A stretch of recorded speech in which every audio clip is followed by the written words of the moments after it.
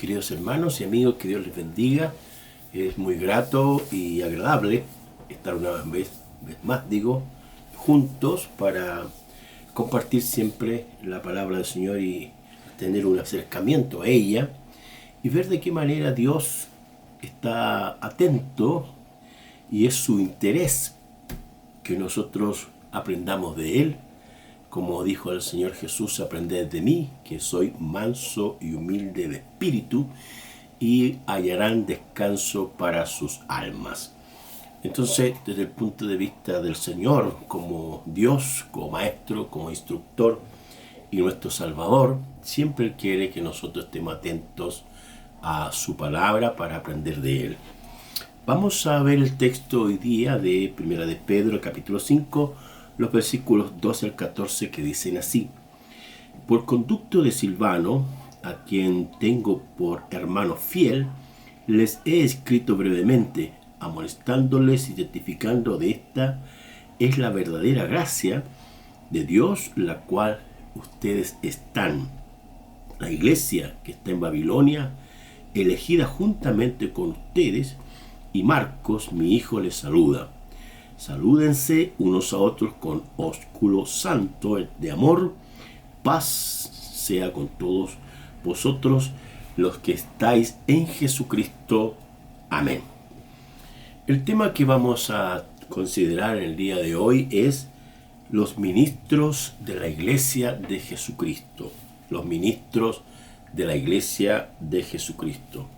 La palabra del Señor enseña que nuestro Señor Jesucristo es el fundador, el sustentador y el que vendrá a buscar a su iglesia.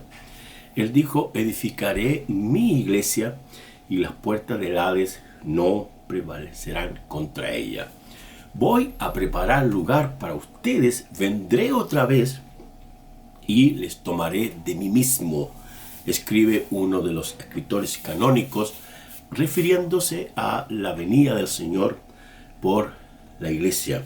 También Pablo escribe que hay que estar velando y atendiendo, orando también, que en cualquier momento el Señor vendrá y arrebatará su iglesia para estar con Él siempre reunida en los aires y luego en la presencia del Dios Todopoderoso. Entonces, desde la mirada del Señor, la iglesia es la institución más importante que Dios ha creado y que prevalecerá por los siglos de los siglos. Dentro de el cómo se ingresa, el cómo se empieza, el cómo nacemos para estar en la iglesia, es aceptando a Jesucristo como Señor y Salvador de nuestras vidas. Allí se produce un nacimiento espiritual donde la persona ingresa al reino de Dios, es sellado con el Espíritu Santo de Dios, y ese cuerpo que anteriormente era un cuerpo del pecado, de las tinieblas, de la maldad o de la iniquidad, ahora pasa a ser un templo o un santuario de Dios, donde los ojos deben mirar lo correcto, donde la lengua, la boca tiene que hablar la verdad, y donde nuestros oídos vamos a escuchar siempre la vigente y presente palabra de Dios.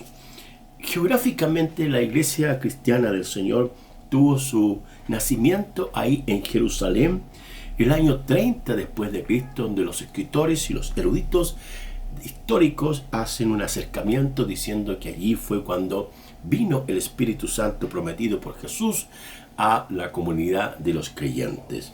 El año 42 aproximadamente, geográficamente, la Biblia describe que la iglesia de Antioquía fue creciendo, fue expandiéndose, y allí fueron enviados algunos ministros de Dios, como Pablo, Bernabé y otros, para fundamentar eficazmente la fe de los creyentes.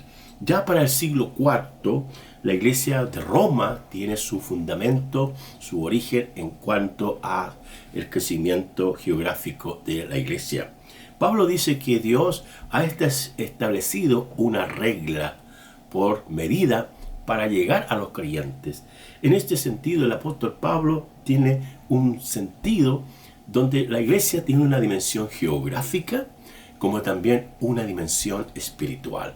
Y es el Espíritu Santo quien capacita embiste de poder, le da habilidades del Espíritu Santo a los ministros, a los creyentes y a toda la iglesia, para que la iglesia se extienda hacia los lugares donde aún no ha llegado la fe ni la redención a aquellas personas que no conocen a Jesús. Entonces, es muy importante entender esta doctrina, la doctrina de la iglesia, de la eclesiología, donde la iglesia está formada por los redimidos, por los santos, por los justificados, por los santificados, por la obra del Espíritu Santo de Dios, y que llegará el día en que el Señor vendrá con poder y gloria a buscar a su iglesia. Ahora, en el pasaje que nosotros hemos leído, se mencionan algunas virtudes de dos ministros, dos siervos de Dios, que tenían una dedicación exclusiva al reino de Dios. El primero de ellos es Silvano. Aparece allí en el versículo 12, y Pedro destaca algunas características y cualidades que tenía este siervo de Dios. Se dice que era un hombre fiel, ahí está la palabra, dice, por hermano fiel, dice. Pedro, en este caso, llama y le pide colaboración a Silvano para que sea él el portador de algunos mensajes que Pedro ha escrito, y de modo de esa forma él pueda llegar con estas noticias, con estas instrucciones e indicaciones de cómo tiene que ser la iglesia del Señor. Silvano, también conocido como Silas, era un predicador junto a Timoteo y también un misionero de la primera iglesia cristiana.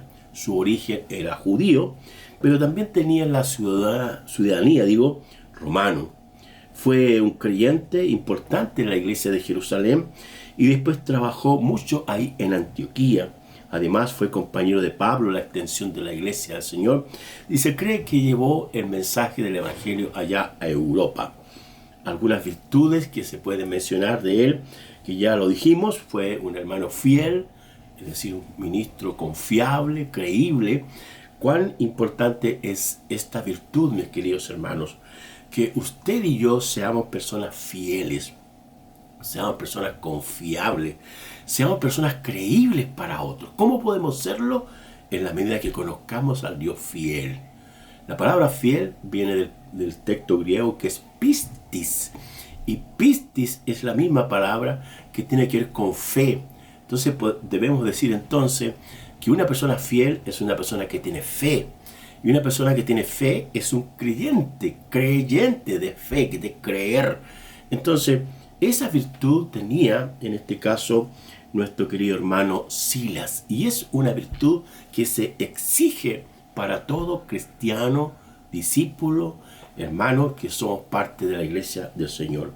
Además, el apóstol menciona que en estas cartas él tenía una preocupación especial por esta iglesia que se menciona, la iglesia en Babilonia, dice en el versículo 13, dice la iglesia que está en Babilonia.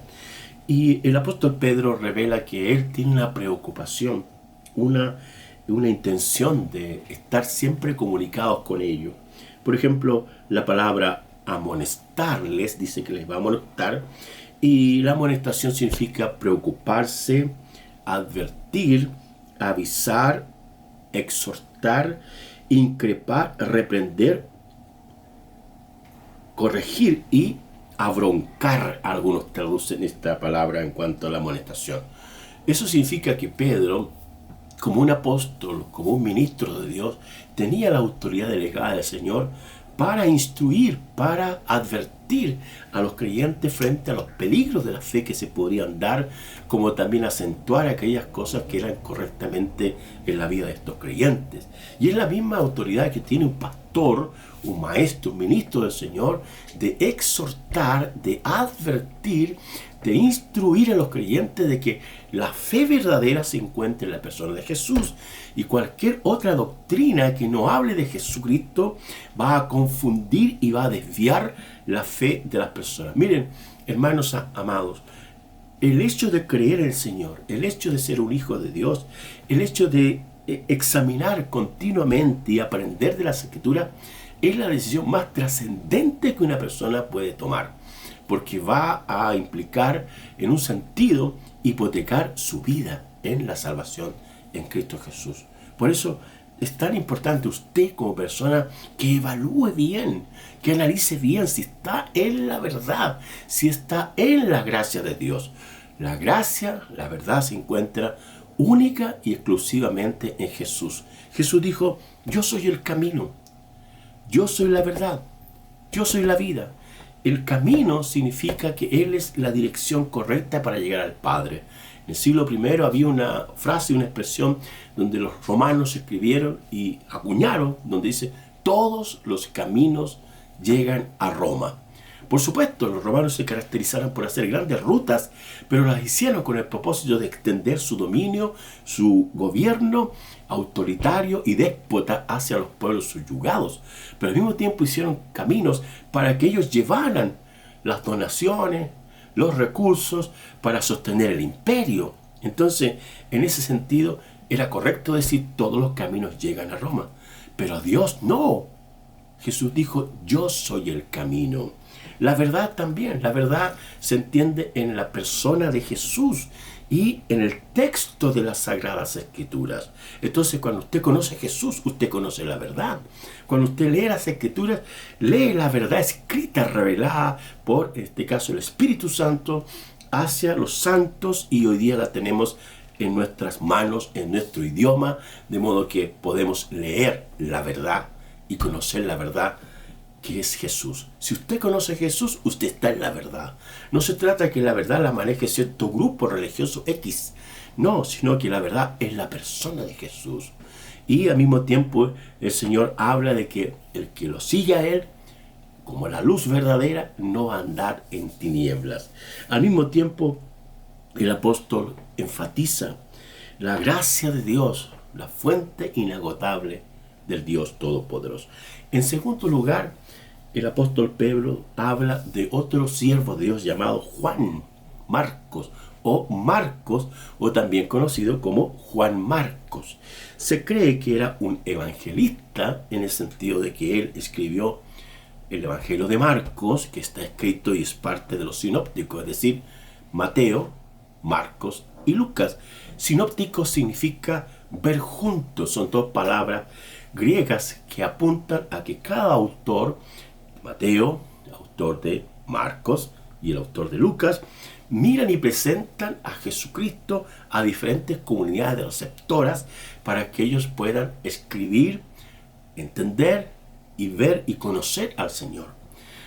Por una parte vemos a Mateo escribiéndole como receptor a los judíos, tenemos a Marcos que le escribe a los romanos, y Lucas que le escribe a los griegos, y Juan que le escribe a los gentiles, es decir, a todas las comunidades que no son, en este caso, judías. Entonces, es muy importante esto, que Marcos es una persona que conoció al Señor. Se dice que nació más o menos en el año 12 después de Cristo, ahí en Cirene, Libia. Se cree también que sus padres, su mamá se menciona en el Evangelio y en las epístolas del apóstol Pablo, a Timoteo, era María, y algunos creen que su padre se llamaría Aristópolos. Algunas organizaciones eclesiásticas que Juan Marcos fundó, se cree que él tuvo injerencia en la iglesia ortodoxa copta, es decir, egipcia, y también era un hijo espiritual del apóstol Pablo. Aquí se menciona, del apóstol Pedro, hijo espiritual del apóstol Pedro. Ahí aparece la expresión en el versículo 13, dice: la iglesia que está en Babilonia, elegida juntamente con vosotros, y Marcos, mi hijo. ¿Ve? Entonces, esta expresión hijo es la palabra griega huios, que se refiere a un hijo adulto. En el Señor, la paternidad espiritual es muy importante, así como está la paternidad biológica, que todos los hombres que son casados y que han tenido una familia son padres biológicamente. Pero también está la paternidad espiritual, donde un hombre o una mujer llevan a alguien a Cristo Jesús, y esta persona nace en el Señor, y este hombre se convierte en un padre espiritual. Entonces, Pedro, el apóstol Pedro, se cree que es el padre espiritual o fue el padre espiritual de Juan Marcos. Y hermanos, hoy día tenemos una tremenda bendición donde usted y yo podemos engendrar hijos espirituales. Es el Espíritu Santo quien produce, en este caso, el nuevo nacimiento, pero es usted como siervo de Dios o como sierva de Dios compartir el Evangelio de Jesús y llamar a la gente al arrepentimiento para que nazcan de nuevo en Cristo Jesús.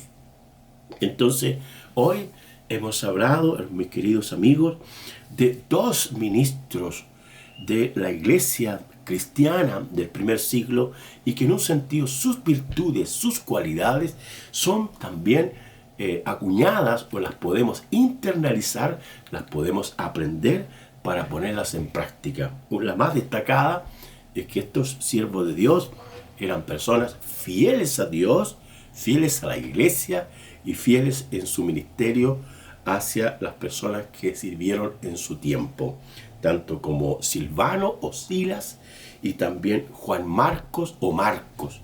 Eran personas que trabajaron incansablemente por el reino de Dios. Usted y yo también podemos ser siervos de Dios o siervas de Dios que trabajemos incansablemente por el reino de Dios, este reino eterno, este reino imperecedero y también el reino definitivo que el Señor Jesucristo establecerá en toda la humanidad, extendiéndose que toda la tierra hoy día está experimentando diferentes situaciones, pero la palabra del Señor hay que seguir predicando, hay que seguir evangelizando y extendiendo la iglesia del Señor donde el Espíritu Santo quiera que se establezca. Oremos. Querido Señor, te damos muchas gracias por este momento, por tener la oportunidad de acercarnos a tu palabra y ver cómo estos hombres, Silvanos o Silas, eran fieles ministros de Dios, como Juan Marcos o Marcos, también personas que trabajaron incansablemente por llevar y extender tu reino. Te bendecimos, Señor, hoy día levanta hombres y mujeres que sean fieles y al mismo tiempo que trabajen incansablemente por tu reino. Muchas gracias te damos, papito, en el nombre de Jesús. Amén.